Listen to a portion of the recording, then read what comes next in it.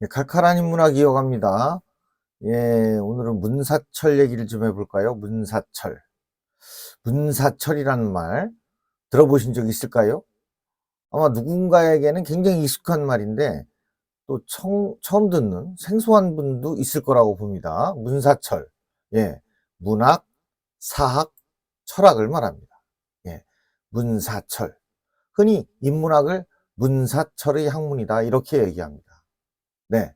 그래서 오늘 문사철이란 무엇인가, 다 아실 테지만 간략하게 설명을 드리도록 하겠습니다.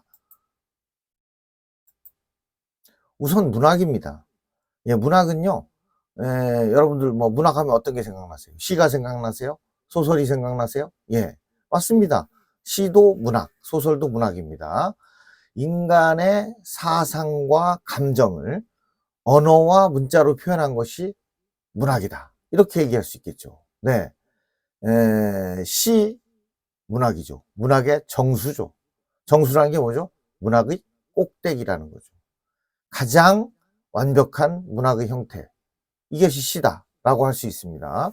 물론 이제 시가 요새는 이제 자유시, 그냥 그 특별한 형식에 구애받지 않고 내 생각나는 대로 쓰는 시가 보편화돼서 상당히 뭐 접근하기도 쉽고 쉬운 어떤 문학 장르라고 생각을 하는데, 가령 여러분들이 알고 있는 시조처럼 특히나 이제 우리나라나 그 중국, 일본 이런 데서는 이제 한시를 썼죠. 한시가 굉장히 어려운 시입니다. 예, 정형시죠. 예, 뭐 5원, 7원, 뭐 절구, 어, 고시, 율시 해가지고 그 성조를 살려서 음운을 살려서 글자 수를 맞춰서 굉장히 어렵게 쓰는 게 한시입니다. 그래서 이제 시, 물론 이제 자유시가 요새는 대세를 이룹니다만은 자유시라고 해서 결코 쉬운 것은 아닙니다. 예, 여기는 그냥 뭐 문장을 짧게 썼다고 시가 아니에요. 시는 굉장히 함축적이고 세련된 시어를 사용해서 자기가 표현하고자 하는 메시지를 정말 압축해서 전달하는, 더구나 리드미컬하게 음운을 살려서 전달해야 하는 그런 굉장히 어려운 장르입니다. 네, 짧다고 쉽게 생각하면 절대 안 되는 게 바로 시입니다. 시는 문학의 정수입니다. 그리고 이제 수필은 뭐 쉽게 말해서 뭐라고 해야 될까요? 일기도 수필이고요. 그러니까 자기가 어떤 생활 속에서 느낀 바를 붓 가는 대로 말 그대로 이렇게 편하게 쓰는 거죠. 그렇지만 편하게 쓴다고 다 수필은 아닙니다. 수필도 뚜렷한 주제의식을 갖고 써야 되고요. 수필을 쓰는 초보자들이 이제 하는 거 보면 글이 왔다 갔다 합니다. 이 얘기를 썼다, 저 얘기를 썼다. 시도, 수필도 주제는 하나로 쭉 밀고 나가는 게 중요합니다. 그래서 수필도 결코 쉬운 장르는 아닙니다. 소설은 또 오히려 어렵게 생각하는데, 소설은 시나 수필을 늘려 쓴 거라고 생각하시면 되죠. 예, 굉장히 길다 보니까 분량에 내가 원고지 몇 장도 못 채우는데 어떻게 몇 수십 장 되는 소설을 쓸 수 있나 이렇게 생각하는데, 사실 편안하게 쓰기로 시작하면 소설이 시나 수필보다 쉬운 겁니다. 양이 많다는 건 그만큼 부연해서 쉽게 쓸 수 있다는 것이죠. 그 다음에 이제 희곡 같은 경우에는 이걸 극화시킨 거죠. 어, 함축적인 언어로 이해를 못하는 사람에게는 좀 풀어서, 근데 그것도 이해를 못하면 이걸 하나의 이야기로 만들어서 이런 이야기가 있었어 라고 하는 게 소설이죠. 그런데 그걸로도 어떤 전달이 안 되는 사람, 또는 더 이해를 쉽게 하기 위해서 희곡을 쓰죠. 극보를 써서 너는 갑동이, 너는 을동이 정해줘서 그 사람들이 대화하는 형식을 통해서 하나의 이야기를 전개해 나가는 거죠. 그러면서 이해할 수 있게 주제의식을 갖고 쓰는 게 희곡이다, 이렇게 생각하죠. 이 문학이라는 것은 사상과 감정이 녹아 있어야 됩니다. 예, 여기에 우리가 훌륭한 문학 작품이라고 하면 반드시 그 뚜렷한 주제가 있어야 되고요. 그 지은이의, 저자의 사상이 담겨 있어야 됩니다. 그래야 훌륭한 작품입니다. 이러한 진정성 있는 사상과 감정이 녹아있지 않으면 이건 뭐 말장난에 불과한 거죠. 문학이 결코 쉽지 않습니다. 그래서 문학을 통해서 우리는 그 저자의 생각, 감정 이런 것을 얻어낼 수가 있는 거죠. 문학을 짧게 좁은 의미에서는 시, 수필, 소설, 희곡을 창작하는 활동 정도로만 얘기할 수 있는데 조금 넓게 문학을 얘기하면 뭐 언어와 문자를 매개로 해서 하는 인간의 모든 유희 활동이다 이렇게 얘기할 수가 있겠죠. 유희 활동이라는 건 뭔지 아시죠? 놀이라는 얘기죠. 문자를 갖고 노는 거, 언어를 갖고 노는 거, 이게 문학이다 이렇게 설명드릴 수가 있겠습니다. 문학이 왜 인문학이냐?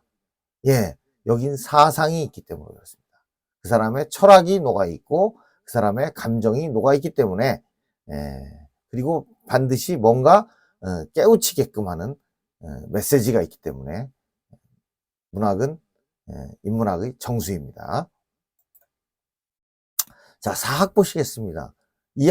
이야기를 학문으로 만든 게 사학이죠. 역사죠. 인간이 살아온 발자취입니다. 우리가 인간이 앞서 말씀드렸지만 뭐 약 한 500만 년의 역사를 살아왔는데 그 중에 역사, 즉 문자로 기록을 해서 우리가 인간이 이렇게 살았다라는 기록을 남긴 게 5,000년이죠. 우리나라도 5,000년 역사를 가진 나라니까 인류의 문명이 시작될 때부터 문명 활동을 같이 한 민족이죠. 몇 안 되는 그런 자랑스러운 민족입니다.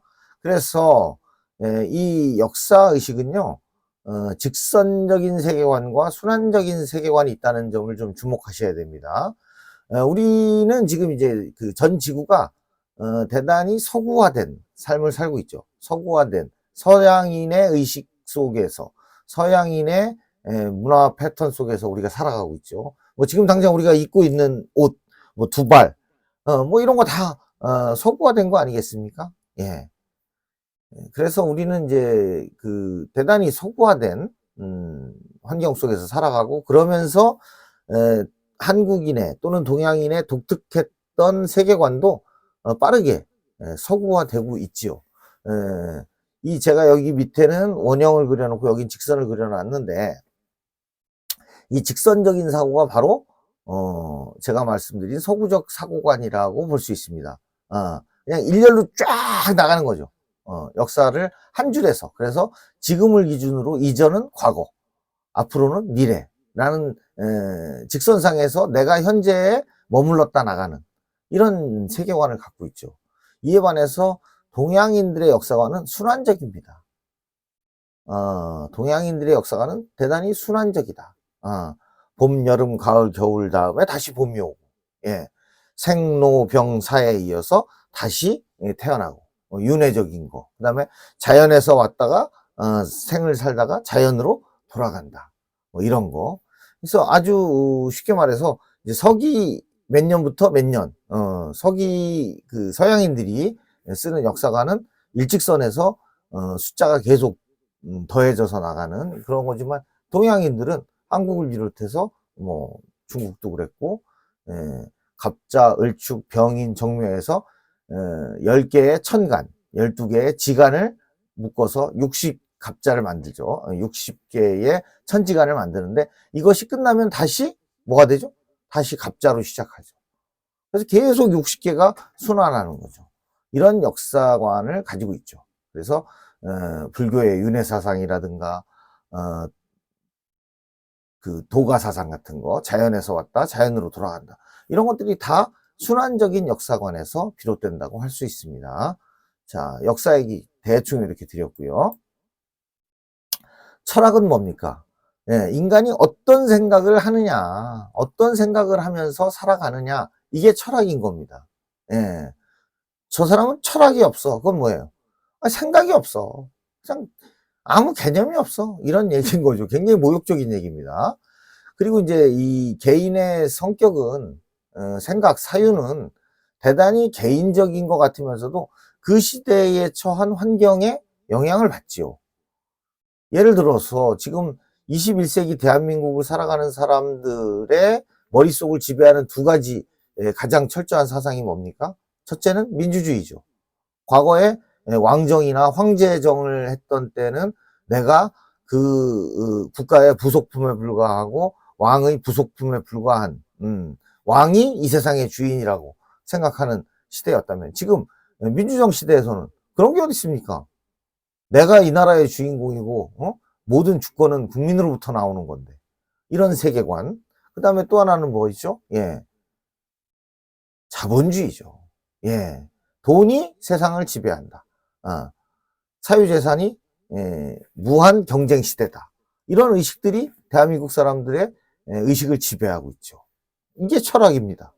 대한민국의 현재를 지배하는 철학은 민주주의와 자본주의죠. 그래서 시간과 공간을 공유한 이들의 생각이 좀 일치합니다. 가령 뭐 중세 유럽 시대의 사람들은 모든 생각이 기독교, 신, 예수, 여기에 집중돼 있죠. 한 1000년의 세월을. 그런 겁니다.